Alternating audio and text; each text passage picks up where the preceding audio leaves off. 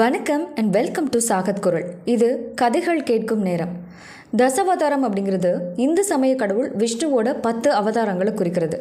வைணவ சமயத்தின் முழுபெரும் கடவுளான விஷ்ணு உலகத்தில் அதர்மம் மூங்குகின்ற போது பக்தர்களை காக்கவும் தர்மத்தை நிலைநாட்டவும் அரக்கர்களை அழிக்கவும் அவதாரம் எடுப்பதாக நம்பப்படுது. மச்ச அவதாரம் விஷ்ணுவோட முதல் அவதாரம். மச்சம் என்ற சமஸ்கிருத சொல் தமிழ் மொழியில் மீன் அப்படின்ற பொருள். இந்த அவதாரத்தில் விஷ்ணு 4 கைகளோட உடலின் மேல் பாகம் தேவ ரூபமாகவும் கீழ்பாகம் மீனோட உருவமாகவும் கொண்டு அவதாரம் எடுத்தார். படைப்பு கடவுளாகிய பிரம்மாவுக்கு ஒரு நாள் அப்படிங்கிறது மனிதனுக்கு பல ஆண்டுகளுக்கு சமமானது. பிரம்மா ஒரு நாள் தூங்கிட்டு இருக்காரு. அப்போது அயக்ரீவன் அப்படின்ற ஒரு அசுரன் அவருடைய முகத்தில் தோன்றிய வேதங்களை கவர்ந்து கொண்டு ஓடி போய் ஒழிஞ்சுக்கிட்டான். வேதங்களோட துணையால் மட்டுமே பிரம்மாவினால் படைப்பு தொழிலை செய்ய முடியும். படைப்பு தொழில் நடந்தால் தான் உலகம் இயங்கும். உலகத்தின் இயக்கம் நின்றுச்சுன்னா தேவர்களோட வளர்ச்சி தடைபடும். அதுக்கப்புறமா அசுரர்களோட கொடுமை அதிகமாகிடும். இதனால தான் அசுரன் அவ்வாறு செய்கிறான். அப்போது சத்தியவிரதன் அப்படின்ற பெயருடைய ஒரு அரச முனிவர் தண்ணீரை மட்டுமே உணவாக கொண்டு திருமாலாகிய பகவானை நோக்கி தவம் செஞ்சிட்ருக்காரு. அப்போது தவம் புரிந்த அந்த முனிவர் நீர் தர்ப்பணம் செய்வதற்காக அவர் கையில் அள்ளிய நீரில் ஒரு சின்ன மீன் இருப்பதை பார்க்குறாரு. அதை பார்த்ததுமே அந்த நீரை நதியிலேருந்து நீரோடு விட போகிறாரு. அதை பார்த்த மீன் உடனே அம்முனிவரை நோக்கி, அரச முனிவரே, என்ன இந்த நதியில் விட்டுருந்தீங்கன்னா பெரிய மீன் என்னை சாப்பிட்டு கொண்டுடும், என்னை காப்பாற்றுங்கன்னு மீன் கேட்டதான். அவர் கை நீரில் இருக்கிற மீன் பகவான் அப்படிங்கிறது அவருக்கு தெரியாது. முனிவர் அந்த மீனை கமண்டலத்தில் போட்டு ஆசிரமத்திற்கு போகிறாரு. கமண்டலத்தில் விடப்பட்ட அந்த மீன் கமண்டலத்தை விட பெருசாக வளர்ந்துருச்சு. முனிவர்கிட்ட அந்த மீன் சொல்லுது, இந்த கமண்டலம் என் உடலை நெருக்குது, என்னால் அசைய முடியலை, இதை விட பெரிய இடத்துல போடுங்க அப்படின்னு சொல்லுது. அந்த முனிவர் மீனை எடுத்து கொப்பரையில் விட்டார். இப்போ வேகமாக அந்த மீன் கொப்பரையை விட பெருசாக வளர்ந்துருச்சு. அந்த நிலையில் மீன் முனிவர்கிட்ட, எனக்கு இந்த இடம் போதலை, அதனால் இன்னும் பெரிய இடமாக காட்டுங்கன்னு சொல்லுது. முனிவர் அந்த மீனை சுமக்க முடியாமல் தூக்கிக்கிட்டு ஒரு பெரிய குளத்தில் விட்டார். கொஞ்ச நேரத்திலே குளம் அளவுக்கு பெருசாக வளர்ந்துருச்சு. முனிவர் கடைசியாக அந்த மீனை கடலில் போய் விட்டார். அப்போ அந்த மீன், மாமுனிவரே, இந்த கடலில் திமிங்கலம் மாதிரியே கொடிய விலங்குகள்லாம் இருக்குது, அதனால் என்னை இங்கே விட்டுட்டு போயிடாதீங்கன்னு கேட்டது. முனிவர் அதை கேட்டதுமே கை கூப்பி வணங்கி, பகவானே, என்னை விடாமல் பிடிச்சு கொண்டதுக்கும் காரணம் என்ன, இந்த உருவத்தை கொண்டதுக்கும் என்ன தேடி வந்ததற்கும் காரணம் என்ன அப்படின்னு கேட்குறாரு.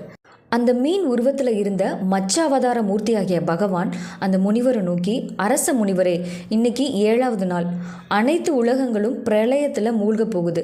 அப்போது என்னால் ஏவப்பட்ட ஒரு பெரிய ஓடம் உன்னை வந்தடையும். அதில் சகல மூலிகைகளையும் வித்துக்களையும் ஏற்றிக்கிட்டு சப்த முனிவர்களோடும் என்னோட கடாட்சத்தினால எந்த அச்சமும் இல்லாமல் அப்பிரளய வெள்ளத்தில் செல்ல போகிற. வாயுவால் தாக்கப்பட்ட அந்த ஓடம் கவிழ்ந்து விடாமல் என்னுடைய கொம்பில் சேர்த்து கட்டிட்டேன்னா நம்ம அந்த ஓடத்தை இழுத்து கொண்டு பிரம்மதேவனுடைய இரவு காலம் தீரும் வரையில் சஞ்சரித்து கொண்டே இருப்போம். அப்போது நீ என் மகிமையை தெரிஞ்சுக்குவ அப்படின்னு சொல்லிட்டு மறைஞ்சிடுறாரு. அதை கேட்டதும் முனிவர் உடனே பகவானது திருவுள்ளத்தை நினச்சி வியந்து போகிறாரு. பூமியில் தற்பைகளை பரப்பி அதன் மீது கிழக்கு முகமாக அமர்ந்து பகவானுடைய திருவடிகளை நினச்சி தியானம் செஞ்சிட்ருக்காரு. அப்போது வானத்தில் சப்த மேகங்களும் திரண்டு வானத்தையும் பூமியையும் நீர் தாரகைகளால் இணைப்பது போன்று இடைவிடாமல் மழை பெய்ய தொடங்குது. பூமி கொஞ்சம் கொஞ்சமாக மழை வெள்ளத்தில் மூழ்கியது. கொஞ்ச நேரத்தில் பூமி முழுவதும் வெள்ளம் நிரம்பிருச்சு. தர்பசானத்தில் அமர்ந்திருந்த அந்த முனிவர் வெள்ளப்பெருக்கில் மிதந்துட்டுருக்காரு. அந்த சமயம் அவரை நோக்கி ஒரு ஓடம் வருது. அந்த முனிவர் அந்த ஓடத்தில் ஏறிட்டு சப்த முனிவர்களையும் உயிர்காக்கிற மூலிகைகளையும் வித்துக்களையும் அந்த ஓடத்தில் ஏற்றிக்கிட்டு பகவானை தியானம் செய்கிறாரு. அப்போ ஒரு 1,00,000 யோசனை பரிமாணம் உடையதாகவும் ஒற்றை கொம்புடையதாகவும் சொர்ணமயமான ஒளி உடையதாக மச்ச உருவில் பகவான் அங்கு வர்றாரு. சத்தியவிரதனாகிய அந்த முனிவர் பகவானை போற்றி வணங்கி அந்த ஓடத்தை மச்ச உருவின் கொம்போட சேர்த்து ஒரு பாம்பால் ஈருக கட்டிட்டாரு. அந்த மச்ச உருவம் மீன். அந்த ஓடத்தை இழுத்துக்கிட்டு இருள் சூழ்ந்த வெள்ளத்தில் துன்பம் எதுவுமே இல்லாமல் சஞ்சரிச்சுட்டு இருக்காங்க. அப்போது பகவான் அந்த முனிவருக்கு மச்ச புராணத்தை உபதேசம் செஞ்சார். பிரம்மதேவனுடைய நித்திர காலம் முடிஞ்சது. இடைவிடாது பெய்து கொண்டிருந்த மழையும் நின்றுடுச்சு. வெள்ளப்பெருக்கு வடிய தொடங்கியது. மச்சமூர்த்தி அந்த ஓடத்தை கரையில் கொண்டு வந்து நிறுத்தினார். முனிவராகிய சத்தியவிரதன் பிரம்மதேவனை நோக்கி தியானித்து வணங்கி உறக்கம் நீங்கிய பிரம்மதேவன் வந்து காட்சி கொடுத்தாரு. அங்கே வந்து தோன்றிய பிரம்மதேவனுக்கு மீண்டும் படைப்பை தொடங்கணும் அப்படின்ற நினைக்கும் பொழுது தான் வேதங்கள் காணாமல் போன விவரமே அவருக்கு தெரிய வருது. பிரம்மன் உடனே பகவானை துதித்து பிரார்த்தனை செஞ்சார்.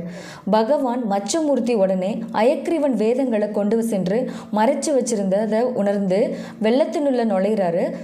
அயக்ரீவனோடு போர் புரிந்து அவனை கொன்று வேதங்களை மீட்டு கொண்டு வந்து பிரம்மதேவன் கிட்ட கொடுத்து மறுபடியும் படைப்பு தொழிலை தொடங்குமாறு சொல்லிட்டு போயிடுறாரு. அந்த மாதிரி நிகழ்ந்த அந்த பிரளய காலத்தில் சத்தியவிரதன் என்னும் மாமுனிவர் அதுக்கப்புறமா வைவசுதமனு அப்படின்ற பெயரோட அரச பரிபாலனம் செய்ய தொடங்குறாரு. மச்சமூர்த்தியை தியானம் செய்பவர்களும் வணங்கி வழிபடுபவர்களும் அழியாத செல்வமாக்கிய ஞானத்தை பெற்று பெருவாழ்வு வாழ்வாங்க அப்படின்னு சாஸ்திரத்தில் சொல்லப்படுது. இதே மாதிரியான இன்ட்ரெஸ்டிங்கான ஸ்டோரியை தெரிஞ்சுக்கிறதுக்கு சாகத் குரல் சேனலை சப்ஸ்கிரைப் பண்ணுங்கள். நன்றி.